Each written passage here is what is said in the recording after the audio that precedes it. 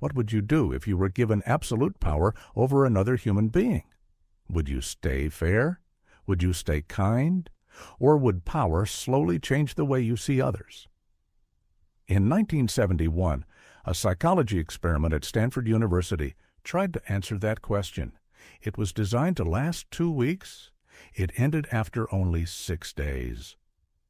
What happened inside that experiment disturbed researchers, shocked the public, and permanently changed how psychology studies power and authority. This is the story of the Stanford Prison Experiment. The late 1960s and early 1970s were a time of deep social tension in the United States. The Vietnam War was ongoing. Protests filled the streets. Trust in authority was collapsing. Psychologists were asking a dangerous question. Why do ordinary people obey authority, even when it leads to cruelty? Earlier studies, such as Stanley Milgram's obedience experiments, had already shown that people were willing to harm others when instructed by an authority figure. But Stanford psychologist Philip Zimbardo wanted to explore something different. He wanted to know what happens when people don't just follow authority, but become it. What happens when people are placed into roles of total power and total powerlessness? Zimbardo placed an advertisement in a local newspaper. It asked for male college students to participate in a study about prison life. More than 70 people volunteered. After psychological screening, 24 mentally healthy students were selected. They were randomly assigned to one of 2 roles: guards or prisoners. A mock prison was built in the basement of Stanford's psychology department. Small cells, a solitary confinement room, a guard area. Zimbardo himself took on the role of prison superintendent. The experiment was scheduled to last 14 days. The experiment began without warning.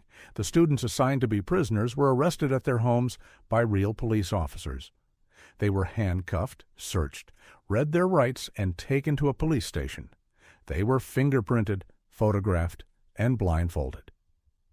Only then were they transported to the mock prison. Inside, they were stripped of their clothing, given identical prison uniforms, assigned identification numbers. From that moment on, they were no longer referred to by name. They were prisoners. The guards were also given uniforms, khaki clothing, batons, mirrored sunglasses that hid their eyes. The sunglasses served a purpose. They removed eye contact. They created emotional distance. The guards were given minimal instructions. They were told to maintain order. They were told physical violence was forbidden. Nothing else. At first, the guards felt uncomfortable. They laughed nervously. They weren't sure how to act. But within hours, their behavior began to change. Rules were created. Punishments were invented. Prisoners were forced to line up repeatedly. They were made to do push-ups. They were humiliated verbally. Sleep was disrupted.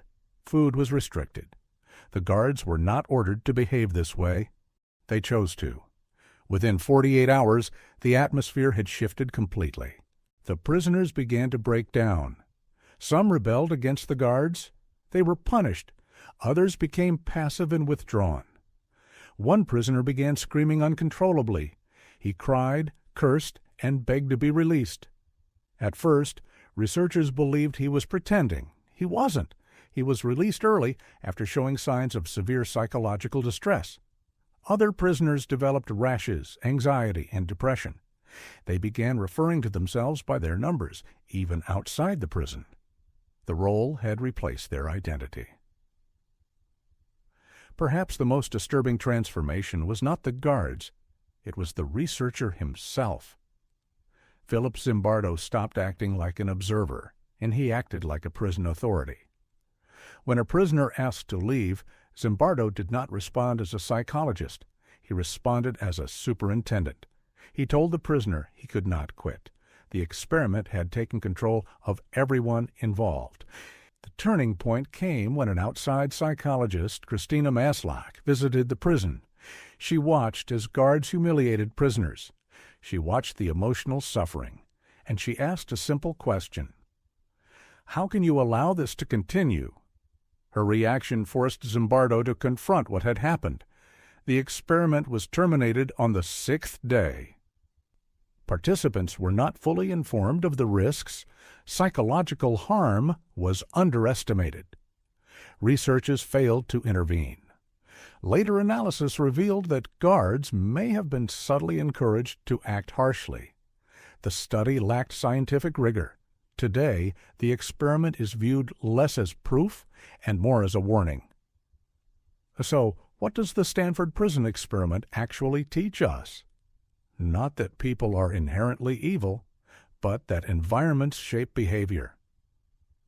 When systems remove accountability, cruelty can grow. When identity is stripped away, obedience replaces morality. This is not just about prisons. It applies to the military, to police forces, to corporations, to governments, and to everyday situations where power goes unchecked. The Stanford Prison Experiment forces us to confront an uncomfortable truth. Under the right conditions, almost anyone can become cruel. Power does not always reveal character. Sometimes it creates it. And that is why this experiment still matters today.